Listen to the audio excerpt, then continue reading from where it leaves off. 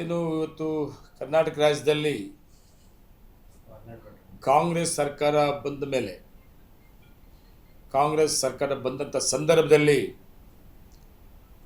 ನಮ್ಮ ಹೈಕಮಾಂಡು ಸನ್ಮಾನ್ಯ ಮುಖ್ಯಮಂತ್ರಿಗಳಾಗಿ ಸಿದ್ದರಾಮಯ್ಯವರು ಮುಂದುವರಿಯೋದು ಅಂತ ತೀರ್ಮಾನ ತಗೊಂಡು ಆ ತೀರ್ಮಾನದಲ್ಲಿ ಏನು ಕಂಡೀಷನ್ಸ್ ಇತ್ತು ಅವತ್ತು ಅದರ ಪ್ರಕಾರ ಸನ್ಮಾನ್ಯ ಸಿದ್ದರಾಮಯ್ಯವರು ಪಕ್ಷಕ್ಕೆ ಮಾತಿಗೆ ಗೌರವ ಕೊಟ್ಟು ಮಾತನ್ನು ಉಳಿಸ್ಕೊಂಡಂಥ ಒಬ್ಬ ನಾಯಕರು ಅಂತೇಳಿ ಇವತ್ತು ಏನು ಹೆಸರು ಪಡೆದಿದ್ದಾರೆ.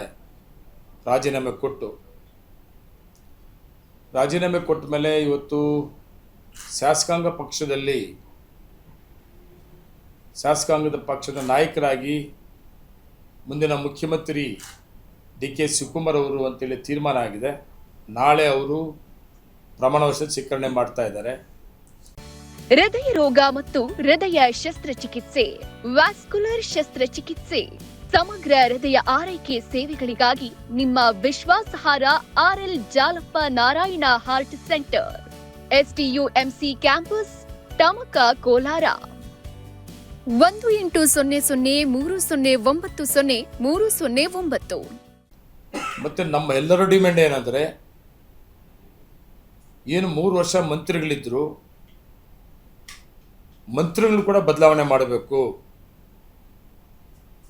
ಮುಖ್ಯಮಂತ್ರಿ ಸಿದ್ದರಾಮಯ್ಯ ಅಂತ ಮುಖ್ಯಮಂತ್ರಿಗಳೇ ಬದಲಾವಣೆ ಮಾಡಿ ಕಾಂಗ್ರೆಸ್ ಪಕ್ಷಕ್ಕೆ ನಿಷ್ಠೆಯಾಗಿ ಕೆಲಸ ಮಾಡಿದಂಥ ಒಬ್ಬ ನಾಯಕರಿಗೆ ಡಿ ಕೆ ಶಿವಕುಮಾರ್ ಅವರಿಗೆ ಏನು ಅವಕಾಶ ಮಾಡಿಕೊಟ್ಟಿದೆ ಪಾರ್ಟಿ, ಅದೇ ರೀತಿ ಇನ್ನೂ ತುಂಬ ನಿಷ್ಠಾವಂತರು ಶಾಸಕರುಗಳು ಮಂತ್ರಿಗಳಾಗೋಕ್ಕೆ ಅರ್ಹತೆ ಇರೋಂಥವರು ಸುಮಾರು ಜನ ಇದ್ದಾರೆ. 3 ವರ್ಷ ಮಂತ್ರಿಗಳಾಗಿ ಸರ್ಕಾರದಲ್ಲಿ ಮುಖ್ಯಮಂತ್ರಿ ಸಿದ್ದರಾಮಯ್ಯ ಜೊತೆಯಲ್ಲಿ ಕೆಲಸ ಮಾಡಿದಾರೋ ಎಲ್ಲರನ್ನೂ ಬದಲಾವಣೆ ಮಾಡಿ ಹೊಸದಾಗಿ ಮಂತ್ರಿಗಳನ್ನು ಮಾಡಬೇಕು ಅನ್ನೋದು ನಮ್ಮದು ಡಿಮ್ಯಾಂಡ್ಸ್ ಇದೆ ಎಲ್ಲ ಶಾಸಕರುಗಳದ್ದು ರಾಜ್ಯದಲ್ಲಿ. ಅದರ ಜೊತೆಗೆ ಜಿಲ್ಲೆಯಲ್ಲಿ, ಕೋಲಾರ ಜಿಲ್ಲೆಯಲ್ಲಿ ಇದು ಮೊದಲಿಂದ ಕಾಂಗ್ರೆಸ್ಸಿನ ಜಿಲ್ಲೆ. KH ಮುನಿಯಪ್ಪನವ್ರನ್ನ 7 ಸಾರಿ ಸಂಸದರಾಗಿ ಕಳಿಸ್ಕೊಟ್ಟಂಥ ಇತಿಹಾಸ ಇರುವಂಥ ಜಿಲ್ಲೆ ಕಾಂಗ್ರೆಸ್ ಪಕ್ಷದಿಂದ. ಇವತ್ತು ಕೂಡ ಈ ಸರ್ಕಾರದಲ್ಲಿ ಕೋಲಾರ ಜಿಲ್ಲೆಯಲ್ಲಿ 6 ವಿಧಾನಸಭಾ ಕ್ಷೇತ್ರಗಳಲ್ಲಿ 4 ವಿಧಾನಸಭಾ ಕ್ಷೇತ್ರಗಳು ಕಾಂಗ್ರೆಸ್ ಶಾಸಕರಿಗೆ ಗೆಲ್ಲಿಸಿಕೊಟ್ಟಂಥ ಜಿಲ್ಲೆ ಇದು. 4 ವಿಧಾನಸಭಾ ಕ್ಷೇತ್ರಗಳಲ್ಲಿ ಕಾಂಗ್ರೆಸ್ಸಿನ ಶಾಸಕರು ಗೆದ್ದಿದ್ರೂ ಸಹಿತ ನಮ್ಮ ಜಿಲ್ಲೆಗೆ ಮಂತ್ರಿ ಕೊಡೋದ್ರಲ್ಲಿ ಅವಕಾಶ ವಂಚಿತರಾಗಿದ್ವಿ ನಾವು. ಈಗ ನಮ್ಮ ಡಿಮ್ಯಾಂಡ್ ಏನಂದರೆ, ನಮ್ಮ ಜಿಲ್ಲೆಗೆ ಮಂತ್ರಿ ಬೇಕು ಅಂತ. ಈಗ SC ರಿಸರ್ವೇಷನ್ SC ಕೊಡೋದಾದರೆ 3 ಸಾರಿ ಗೆದ್ದಿರೋಂಥ SN ನಾರಾಯಣಸ್ವಾಮಿ ಅವರು ಇದ್ದಾರೆ. SC ಕೊಡೋದಾದರೆ ನಮ್ಮ ತಕರಾರಿಲ್ಲ, 3 ಸಾರಿ ಗೆದ್ದಿದ್ದಾರೆ. SC ರಿಸರ್ವೇಷನ್ SC ಕೊಡಲಿಲ್ಲ ಅಂತಂದ ಸಂದರ್ಭದಲ್ಲಿ ನಾನು ಕೂಡ ಈ ಕೋಲಾರ ಜಿಲ್ಲೆಯಲ್ಲಿ ಮೇಜರು ಒಕ್ಕಲಿಗ ಮತ್ತು SC ಇರುವಂಥ ಜನಾಂಗದಲ್ಲಿ ನಾನು ಒಬ್ಬ ಶಾಸಕ ಒಕ್ಕಲಿಗ, ನನಗೆ ಅವಕಾಶ ಮಾಡಿಕೊಡಿ ಅನ್ನೋದು ಕೂಡ ಇದೆ. ಅದ್ರ ಜೊತೆಗೆ ಇನ್ನೊಬ್ಬ ಶಾಸಕರು ಕೋಲಾರ MLA ಅವ್ರಿಗೆ ಕೂಡ ಅವ್ರಿಗೂ ಕೊಡಿ.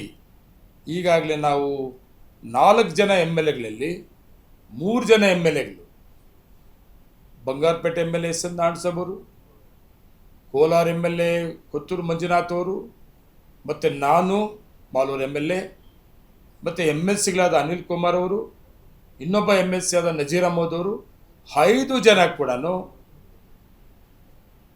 AICC ಮತ್ತು KPCC ಮತ್ತು ಎಲ್ಲ AICC ಸಂಬಂಧಪಟ್ಟಂಥ ಎಲ್ಲ ಲೀಡರ್ಗಳಿಗೆ ಇದು ರೈಟಿಂಗಲ್ಲಿ ಕೊಟ್ಟಿದ್ದೀವಿ ನಾವು, ಅವಕಾಶ ಮಾಡಿಕೊಡಿ ಅಂತ. ನೀವು ಕೇಳ್ಬೋದು, ನನ್ನ ಪ್ರಶ್ನೆ ಕೇಳ್ಬೋದು, ಹೌದು ಇನ್ನೊಬ್ರು ಇದ್ದಾರಲ್ಲ ಅಂತ, ರೂಪಮ್ಮನವ್ರು ಇದ್ದಾರಲ್ಲ ಅಂತ. ರೂಪಮ್ಮನವ್ರು ಕೊಟ್ಟರೆ ನಮ್ಮದು ತಕರಾಲು ಅಂತಲ್ಲ, ಅವರಲ್ಲಿ ಇತಿಹಾಸ ಇರೋಂಥವ್ರು. ಈಗಾಗಲೇ ಅವರಪ್ಪ ಕೂಡ KH ಮುನಿಯಪ್ಪಾಜಿಯವರು ಕೇಂದ್ರದಲ್ಲಿ ಮಂತ್ರಿ ಆಗಿದ್ದಂಥವರು, ಈ ಜಿಲ್ಲೆ 7 ಸಾರಿ ಸಂಸದರಾಗಿ ಆಯ್ಕೆ ಮಾಡಿಕೊಟ್ಟಂಥ ಅವಕಾಶ. ಈಗ ರಾಜ್ಯ ಸರ್ಕಾರದಲ್ಲಿ ಕೂಡ ಒಳ್ಳೆ ಮಂತ್ರಿಯಾಗಿ ಕೆಲಸ ಮಾಡ್ತಾ ಇದ್ದಾರೆ. ಈ ಅವ್ರದ್ದು ಹೆಂಗಂದರೆ, ಅವರಪ್ಪ ಮುಂದುವರಿತಾರೋ ಈಗ ಮಗಳು ಕೊಡಿಸ್ತಾಳೋ, ಸಪ್ರೇಟ್ ಅಷ್ಟೇ. ಅವ್ರಿಗೆ ಒಳ್ಳೆ ನಾಯಕರು ಅವ್ರ ಅಪ್ಪನೇ ಇರುವಾಗ ನಮಗೇನು ನಮ್ಮ ಹಿನ್ನೆಲೆ ಏನೂ ಇಲ್ಲ. ಬಂಗಾರಪೇಟೆ ಎಮ್ ಎಲ್ ಎದು ಹಿನ್ನೆಲೆ ಇಲ್ಲ. ಅವರು ಕೂಡ ಪುರಸಭೆಯಿಂದ ಮೆಂಬರ್ ಆಗಿ ಬಂದಂಥವ್ರು. ನಂದು ಏನು ಹಿನ್ನೆಲೆ ಇಲ್ಲ. ನಾವು ಕೂಡ ಮಂಡಲ ಪಂಚಾಯತಿ, ಗ್ರಾಮ ಪಂಚಾಯತಿ ಈ ಲೆವೆಲಲ್ಲಿ ಬಂದಿದ್ದಂಥವ್ರು. ಮತ್ತು ಮುಳಬಾಗಿಲು ಎಮ್ ಎಲ್ ಎದು ಪಾಪ ಏನೂ ಇಲ್ಲ. ಅವರು ಕೂಡ ತುಂಬ ಕೆಳಹಂತದಿಂದ ಬಂದಿರೋಂಥವ್ರು ಅಲ್ವಾ. ಅದರಿಂದ ನಾವೆಲ್ಲರೂ ಒಟ್ಟಿಗೆ ಒಗ್ಗಟ್ಟಾಗಿ ಹೈಕಮಾಂಡ್ ಡಿಮ್ಯಾಂಡ್ ಮಾಡಿದ್ವಿ, ನಮಗೆ ಅವಕಾಶ ಮಾಡಿಕೊಡ್ಬೇಕು ಅಂತೇಳಿ. ನಂಬಿಕೆ ಇದೆ, ಯಾರಾದರೂ ಒಬ್ಬರನ್ನ ನಮ್ಮಲ್ಲಿ ಈ ಜಿಲ್ಲೆಗೆ ಈ ಅವಕಾಶದಲ್ಲಿ ಮಂತ್ರಿ ಕೊಡ್ತಾರೆ ಅಂತ.